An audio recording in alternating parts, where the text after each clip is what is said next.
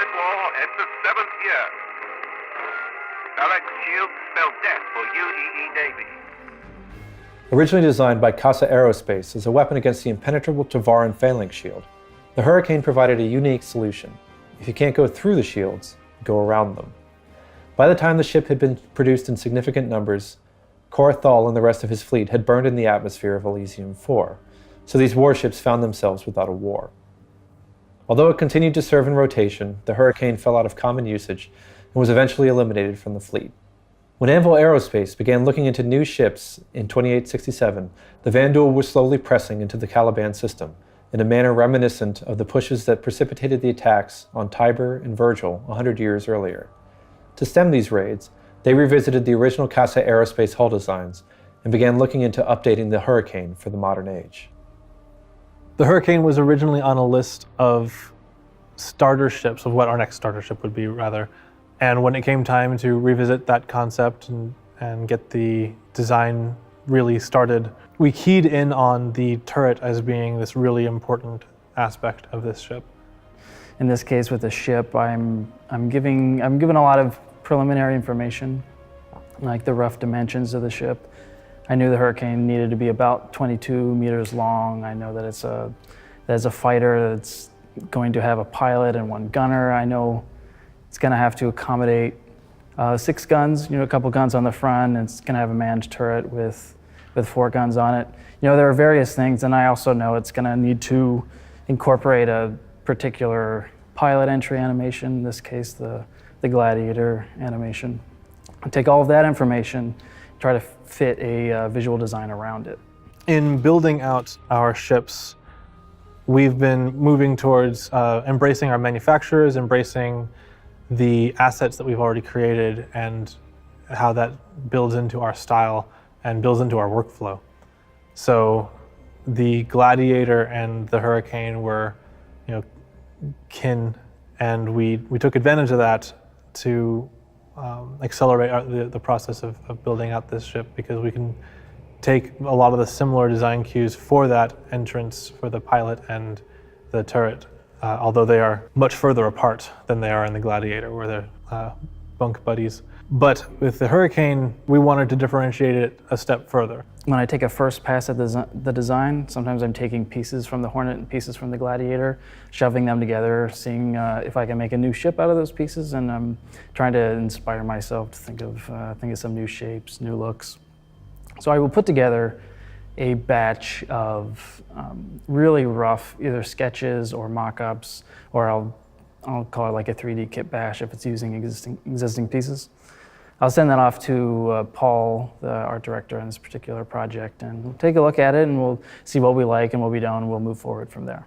This came together around the same time as the concept for the Prowler, which had just begun to have its concepts of the directional shield and its lore in the TAVARIN War and all those things coming together. It seemed like it would be kind of cool to pair those things up. So the Hurricane was kind of the answer to the issues that the UEE were having with the Prowler, where the Prowler would present this impenetrable defense and just sort of stroll up and wreck your day, and then someone had the brilliant idea of, what if we shot them from behind? So the Hurricane was about getting those strafing runs, getting to it quickly, but sacrificing a lot for that. So the Hurricane needed to get in fast, and it needed to unload a ton of bullets, a ton of damage onto the Prowler all at once in order to counteract its impressive shield technology. And as sort of a benefit, bringing the Hurricane back in modern times, is that it's pretty effective at strafing runs and assaults on stationary targets. The focus is so much on that turret and being able to bring pain to people you're running away from. The notion that we had for this glass hammer, as Will calls it, that you run face first into danger and then make them regret following you. The Hurricane is actually pretty underpowered, with the exception of those guns. It sacrifices everything to have reasonable engines and insane weaponry, and everything else had to go. So it's not going to be able to really power a full laser suite with your shields all together. Your shields aren't anything really to write home about, and the nicest thing that can be said about the Hurricane armor is that it has some. It's all dedicated to that aggressive notion. You just have to make sure that you win fast, which seemed to go along with the original design idea of this ship. So with the Hurricane, I think it takes the pre-existing recognizable attributes of Anvil ships, and it simplifies them and it streamlines them. When you look at the Hurricane, hopefully you'll recognize a few things. You can maybe see the bent wings of the Hornet. You can of course see the iconic Anvil circle there in the center. Everything revolves around that. Has the snub nose that is reminiscent of the Gladiator. It takes all these ideas and it gives them a pretty simple silhouette, and it reads pretty well from a distance. So I'm thinking that mostly if you're seeing a Hurricane from a distance, you'll recognize the wings. Depending on the color scheme, maybe you'll recognize the shape that is designed on the top, which is actually reminiscent of the Anvil logo itself, the circle and some of the angles coming off of it.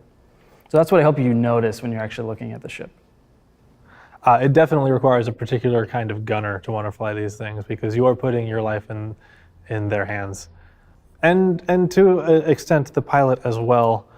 Anyone who seeks out the Hurricane to fly is someone who is probably going to cause a ruckus.